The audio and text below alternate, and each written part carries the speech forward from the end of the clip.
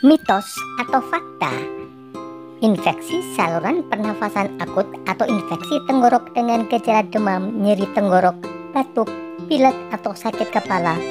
bukan disebabkan karena minum es atau gorengan, bukan karena cuaca atau hujan, bukan karena alergi debu, tungau atau bulu kucing,